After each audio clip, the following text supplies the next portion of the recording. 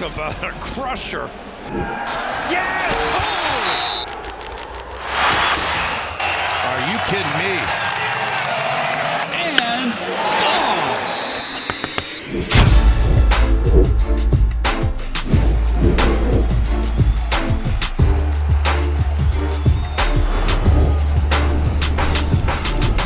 Welcome back to the Schoolyard Sports Podcast. I'm the host of this podcast, Lane Frank. We're now at episode 241. So we're 241 episodes through, and I got an action-packed episode planned for you. The college football playoff is set, and we will determine a Heisman Trophy winner on Saturday night. Winter meetings are underway in the MLB. We got tons to go through in the NFL, NBA, and college basketball. So get ready for an action-packed episode 241. Let's hop into it. Let's start off, how we always do, with our headlines in the NBA. We got a lot to go through in the NBA. Starting off with LeBron James, his 10-point streak ending for the first time in my lifetime. LeBron James did not score 10 points in a game. Saddening to see, it really is, because this streak was kept alive for so many times, for so many games where it could have been that he scored only 8 or only 9, and he got to 10. One I could think of when LeBron James' streak almost ended this 10-point streak before the other night was, back in LA in 2021, the year after they won the championship. Solomon Hill injures LeBron. He only has 7 points at the time, and it was a long-term injury that had LeBron out for a month. But LeBron stays in, hits a 3, gets to 10, and he dips out of there. Can also think of 2018 season. LeBron plays 82 games, gets his 10 points in the last game against the Knicks, and then rests for the playoffs. But a legendary streak by LeBron James, the longest streak in NBA history of 10 points or more in a game, comes to a close, though. For the first time in my lifetime, LeBron James did not score 10 points in a game. But the new generation is taking over in the NBA, and the other night's Pelicans versus Spurs game showed that. Derek Queen put up a triple-double, 30-point triple-double, mind you, one of the youngest players to ever do so. But Dylan Harper, the number 2 pick in that same draft class for the San Antonio Spurs, got the job done for San Antonio and got them the win. Spurs are one of the best teams in the Western Conference. Pelicans with Derek Queen, he's saying, Zion, we don't need you. We have Derek Queen. You can stay if you want. Kind of like Colin Cowherd's old take with Ben Simmons, LeBron James. You can stay if you want, but Derek Queen's here. Zion Williamson, the second option, in my opinion, right now, in this New Orleans Pelicans team, even when he is healthy. And right now, he isn't, in my opinion. And, Zion can't play games. Derek Queen is going to be that next big man, next big player for this New Orleans Pelicans franchise. And Dylan Harper, he had a great game, too. He spoiled that game for Derek Queen. Spurs on a roll right now. Western Conference, it's loaded, though. The Suns are 14-10. They're the 7th seed in that conference. It's just, to have that good of a team as the 7th seed with that good of a record, it's better than East, in my opinion. They're on fire. Now, another big news in the Western Conference to end out these NBA headlines. Chris Paul got sent home, and he's done. The Clippers don't want him anymore during his farewell tour. They said during his farewell tour, Chris, you're the greatest player in this franchise's history. We don't want you anymore. You're fighting too much with Tyronn Lue. It's time for you to go. Now, I don't know if Tyronn Lue is a great head coach anymore. I don't know if he ever was. I don't know if he's the right man still for this Clippers job. It's a talented roster at the end of the day, and they don't win games. Chris Paul getting sent home. Obviously, it's ego clashing with ego, but it's tough to see that decision being made by management, and for Chris Paul to end his career on a very sour note, because I do think we've seen Chris Paul play his last game in the NBA. Now, let's switch things over to the NFL, where we're in action-packed Week 14, where the Lions kicked it off on Thursday Night Football, getting a much-needed, high-volume, high-scoring win over the Cowboys. Jahmyr Gibbs was big in action there. Seahawks got a nice win on Sunday. They're playing like the best team in the NFC. This running game is going great, and this defense by Mike McDonald might just be the best in the NFL. Buffalo Bills, they struggled a lot for a while with Cincinnati Bengals, but eventually came through in that one with the big fourth quarter by their defense, the pick 6. Josh Allen with a 48-yard rushing touchdown. Bills going to be dangerous in the best game for them this week against the 11-2 New England Patriots. Cleveland Browns had Shadur Sanders starting at quarterback on Sunday, and boy, he could play some great football. I mean, he really did. He's getting the ball to playmakers like Quinshawn Junkins, Harold Fan Jr., Jerry Jeudy. They're playing good football. They lost the game to Cam Ward, which is encouraging for the Titans to see out of their rookie quarterback, but that's a matchup you circled at the beginning of the year, saying maybe we see Shadur in this game. We did. It delivered. I love that. That was some good smash mouth football and good quarterback play from both guys, in my opinion. Now, the Minnesota Vikings won 34-0 against the Washington Commanders.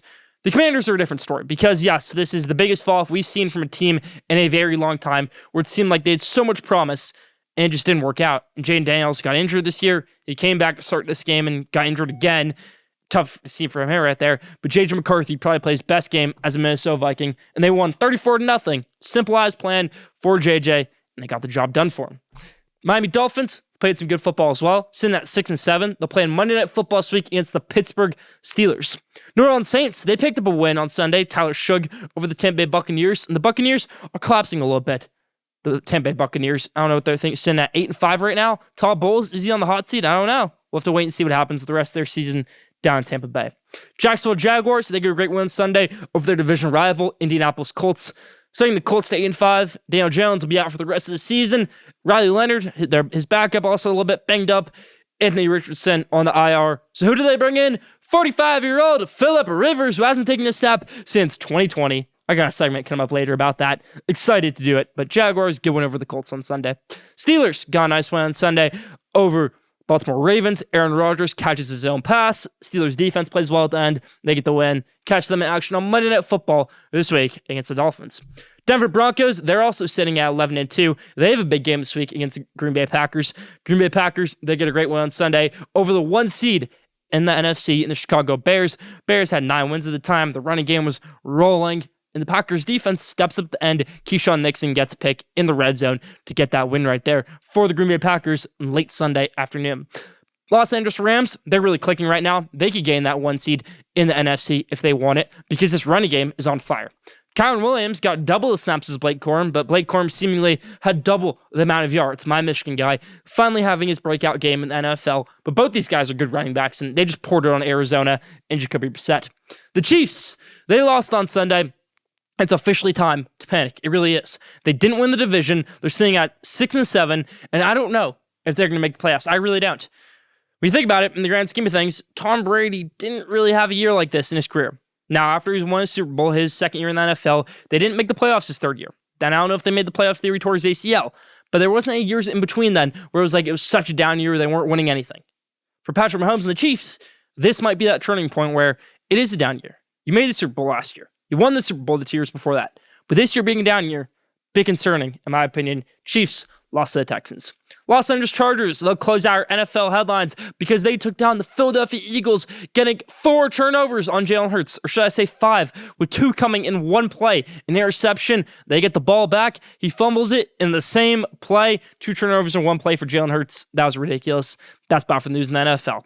In the MLB, Kyle Schwarber re-ups the Philadelphia Phillies. So does their manager, Rob Thompson, with a 1-year deal for him and a 3-year deal for Kyle Schwarber, or 5-year deal for Kyle Schwarber, $150 million. The Dodgers, they're also pouring it on free agency. They picked up Edwin Diaz, everybody. The Mets closer.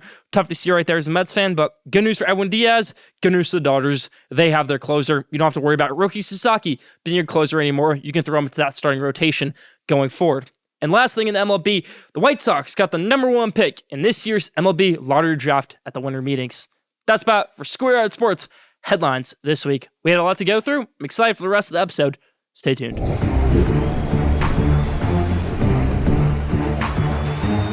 Now, NFL Game Day. We're entering Week 15, where it matters if you're going to make the playoff and you're going to make your season, or you're going to get knocked out in Week 15 of the NFL season. Let's hop into it. Thursday Night Football, Falcons versus the Buccaneers. Falcons have had a rough season, especially with injury to Michael Penix Jr. I think the Buccaneers got this one done over Atlanta. Thursday Night Football. Ravens versus the Bengals. This team's played 2 weeks ago. The Ravens got destroyed in that game by the Joe Burrow-led offense. And the Joe Burrow-led offense had some great plays last week and a great 3 quarters. Collapsed in the 4th quarter, but they were rolling for about 3 of them. I'm going to take the Bengals this one over the Ravens. And some real questions are going to be asked in Baltimore. Is Sean Harbaugh the guy? What are we going to do with Lamar? We got to start winning some big-time football games in these big seasons. This season was clearly a big one. They've dropped the ball. Bengals get the win over the Ravens. Chargers versus the Chiefs. I don't know who I'm picking right here. I really don't. I'm going to have to break it down and then make my decision. Justin Herbert, great quarterback. That was some moxie, that win on Monday Night Football. So was that from the defense. Jesse Minter, defense coordinator for the Chargers, did a great job. Now, Patrick Mahomes, Andy Reid, they obviously have the historical factor where you always think that they're going to be a great team because of the past few years. When you look at this season, you look at them, it's like, they didn't play well in that game. They didn't play well in that game. Are they really a good team anymore? Obviously, as a dynasty, as a franchise, they're incredible. But this season, they've taken a step back. And for that reason, I'm going to take the Chargers, who took a big step forward last week. I'm going to take down the Chiefs, who took a big step back last week. LA over Kansas City. Bills versus the Patriots, one of the best games we have this week, if not the best game we have this week. I'm going to take the Patriots this one. Coming off a bye week, 11-2. You move to 12-2. I think it's going to be a cold weather game, of course. You're in the New England, Buffalo kind of area in that AFC East. Let's go New England over Buffalo.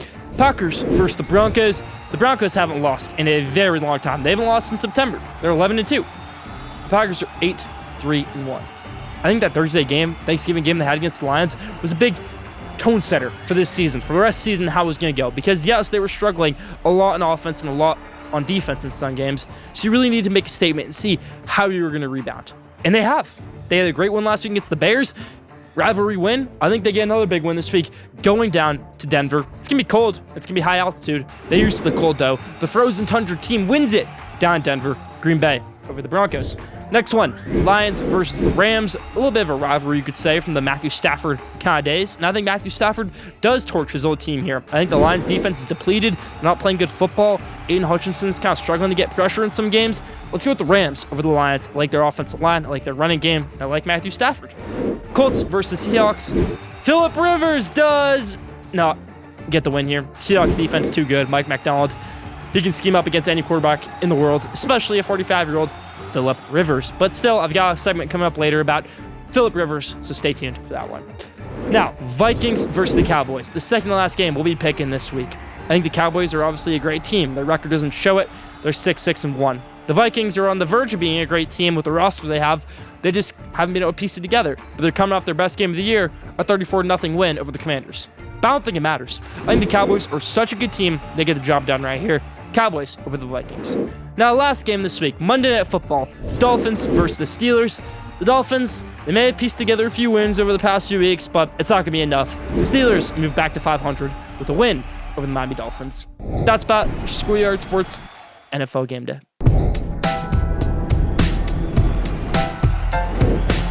Now, top 5. This week's top 5 is the top 5 changes I would make to the college football playoff and college football in general, which goes hand in hand with it. Let's hop into it. Number 5, no automatic bids. How many times do I have to say it? So I have to spell it out? Do I have to say N-O? Automatic? I mean, no automatic bids in the college football playoff. It is ridiculous that we have to watch a Tulane football team with a departed head coach and a James Madison team with a departed head coach where they have to go to Oregon on a Friday night where Autzen Stadium will kill them in the first 5 minutes of that game. We're Tulane, or we went down to Ole Miss this year and lost by 5 touchdowns. I have to see that again? I mean, it's mental, this decision right here, in my opinion, to have these automatic bids. We thought we'd have messed last year. When Arizona State got a bye, when Boise State got a bye, when Clemson got in, we thought we'd have messed then. Look at the mess we're in right now. No Notre Dame, no BYU, no Texas, no Vanderbilt. They would all destroy Tulane and James Madison. It's not that hard to be a top 12 team from a group of 5 team. Heck, Cincinnati, they were number 4 in 2021. They made a 4-team college ball playoff. UCF, they were able to make the top 10 back-to-back years in 2018, 2019. Let's look at Boise State last year. Well, they were a top 10 team.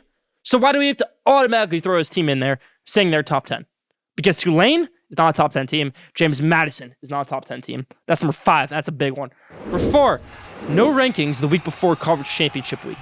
I don't want to see these rankings because I don't want to know if my team's eliminated or not the week before Conference Championships are played. Now, obviously, a big change was made with Notre Dame being left out of the playoff after being above Miami before Conference Championship week and neither team having to play a game. A bit confusing there. And but out of the guidelines to the CFP of what they've stated in the past that rankings can be first and final if you're not playing any more games. So I want the element of surprise. I want no more rankings the week before Conference Championship week. If Michigan beats Ohio State, don't show me where they're ranked until after Conference Championship Saturday. Number 3, let's have a 14-team college football playoff, but here's the catch. We're not really having 14 teams. We're having a play-in system the week of the Army-Navy game. Now, this is how it's going to work. The 14 seed is going to play the 11 seed, and the winner of that game will play the 6 seed. Now, the 13th seed play the 12 seed, in my opinion, and they'll play the 5 seed in the college ball playoff. So in this year's case, it would be probably James Madison against, well, it was the first team at Notre Dame, and the winner would end up going at Oregon. Then it would be the 11 seed, which is Tulane, playing versus BYU. The winner would go play at Ole Miss. I think it's a perfect system, and I think if you get rid of these all-MAC qualifiers, it's even better. 3, 14 teams with 2 play-in teams, like how the NBA does it in a little bit of a way, just not an extra game in there. Number 2, remove conference championship week. Get rid of it. There's no reason to have it. Now, it's going to be tough to determine a conference champion. Sure, if a Big Ten team like Ohio State and a Big Ten team like Indiana goes undefeated, but just share the Big Ten title at that point. If you're ranked number 1, you're ranked number 1. If you're ranked number 2, you're ranked number 2. And then you're going to say, but Lane, how can you say that? Indiana, they beat Ohio State. They wouldn't get to go to the Rose Bowl if there weren't conference championship games. It's true, but I think they're relevant still. I really do. I think if we're going to say Alabama gets their 3rd loss and they still get again in the college football playoff, which I agree with, we're still saying that game means nothing. We really do. From the way that game starts and the way that game ends, that game means nothing. And Alabama didn't fall for it. They really didn't pay a price at all for losing that game. And I think they're irrelevant. I think Virginia versus Duke was irrelevant. The way that panned out, yay, the winner gets to go to the Sun Bowl in El Paso. My bowl game. Number 2, remove conference championship week. And number 1, the biggest one, make the national championship of the Rose Bowl every single year. Every year. Miss when it used to be national championship, the Rose Bowl be every 4 years might be in the BCS system, and then move to just being a semifinal. But I don't want to see a national championship game being in Hard Rock Stadium, being in NRG Stadium, which is where the Michigan one was that I went to. There wasn't enough ambiance there. Now, if it's in the Rose Bowl, well, that's the granddaddy of them all. It's not going to be on January 1st, which is a bummer, sure. But have your Rose Bowl parade January 1st, or have it on January 20th. Play the game on a Saturday. National Championship, Rose Bowl. That's number 1. About for top 5 this week. Now, did you know? This week's Did You Know is, did you know Magic Johnson was the Lakers head coach for 16 games until they were so bad he decided to retire as a head coach and go back to play for the Lakers the next year. Didn't know that? Leave it down in the comments. That's about for Did You Know this week.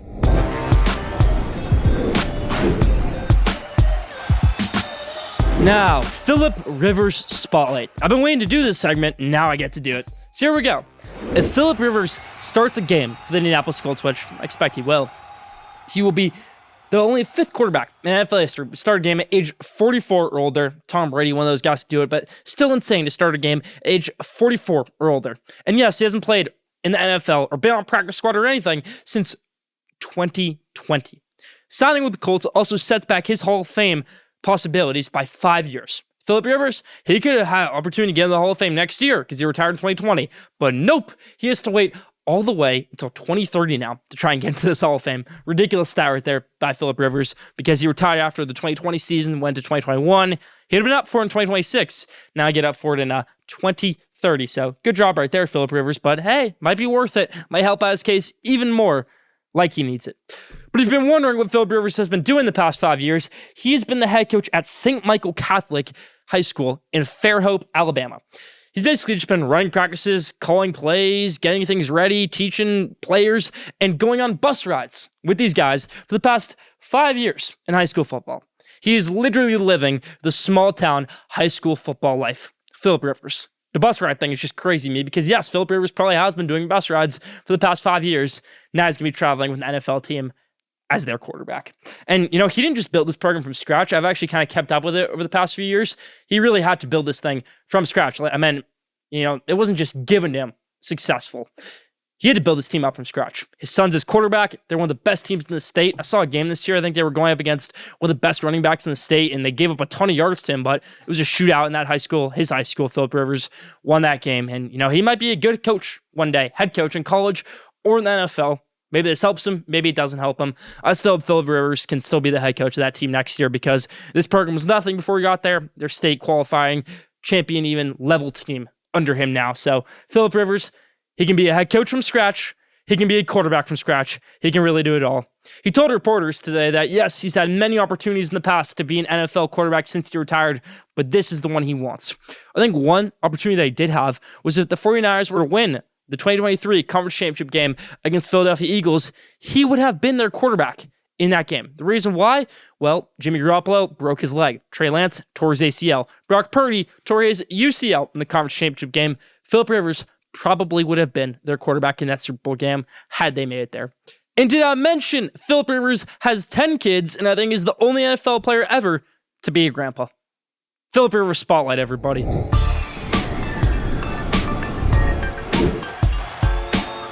Let's do some college hoops madness because we definitely had some madness over the weekend. The number one team in the country, Purdue, suffered the largest home loss ever by a number one ranked team in the country, losing by 25 to the Iowa State Cyclones.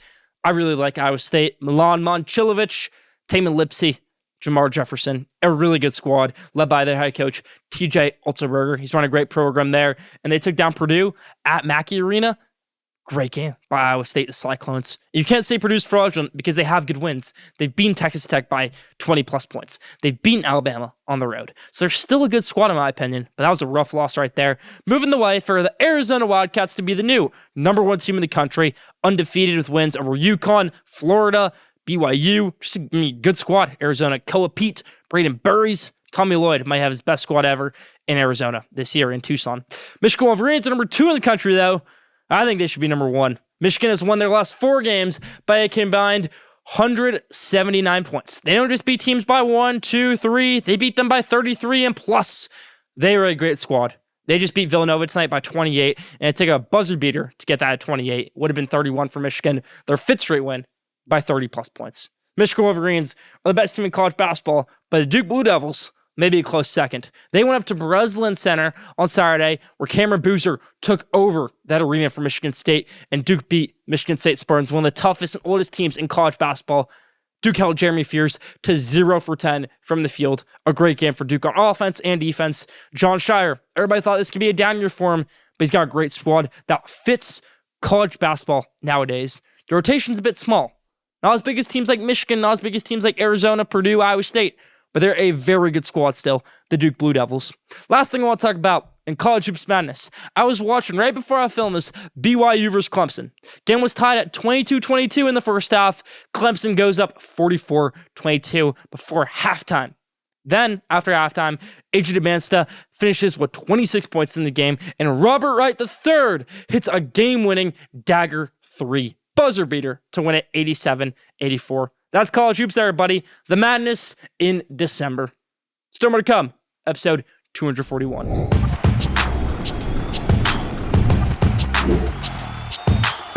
Now, college football showcase. All I want to give you in the showcase is my Heisman pick. We've got the Heisman ceremony this Saturday. The best trophy in sports to go to the best player in college football, or best quarterback nowadays, it seems like. But last year, Travis Hunter, defense guy, he won it, wasn't a quarterback. Before that, we've seen a lot of QBs rack up this award. Will it be a QB this year? We're going to have to wait and see, but we have 4 finalists here. We have Jeremiah Love, a running back. We have Julian Sayin, Ohio State quarterback. We have Diego Pavia from Vanderbilt. And we have Fernando Mendoza over from Indiana. No disrespect to these guys because they're all the best players in college football this year. This is the worst Heisman race I've ever seen. It is. When I think of great Heisman races, I think of Lamar Jackson, Jabril Peppers, Deshaun Watson, D.D. Westbrook, Baker Mayfield back in 2016. I think of 2017, Baker Mayfield, Lamar Jackson, Bryce Love. What about 2018? It was a great year that year. Dwayne Haskins, Tua Tagovailoa, Kyler Murray. 2019, Joe Burrow, Jalen Hurts, Chase Young, Justin Fields. J.K. Dobbins had 2,000 yards that year, and Jonathan Taylor, and they couldn't even be finalists. 2020 was a great year. 21 was a great year. This year is not a great year. You don't have that Genty versus Travis Hunter matchup. Maybe a Mendoza Sayin matchup, but we got that last week. Mendoza won that. Jeremiah Love didn't play a game last week. Neither did Diego Pavia. I think it's a clear-cut winner. I just don't know if they're the best player we've ever seen in college football, and that's fine. They don't need to be. They're the best player this year, and that's Fernando Mendoza. This guy took over for Indiana this year. They have a great running game. They have a great offensive line, but he's a great quarterback. He has to get the ball to his receivers. They may not be the most talented team in the country. He sure makes them seem like they are. Fernando Mendoza is the best player in college football this year, and he will be hosting that Heisman Trophy on Saturday night. Let's go, Fernando Mendoza in New York for the Heisman Trophy winner.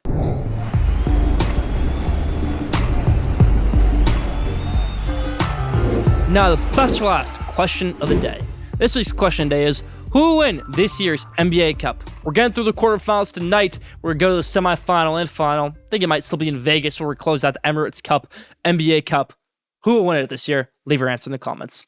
That's Bad for Square Sports and Lane Frigg, episode 241. Thank you for tuning in. Follow Squared Sports Instagram at Squared Sports. Follow Squared Sports on X at Squared Sport. Don't forget to subscribe, rate, and review the best sports content in the world. Back here next week, episode 242. Stay tuned.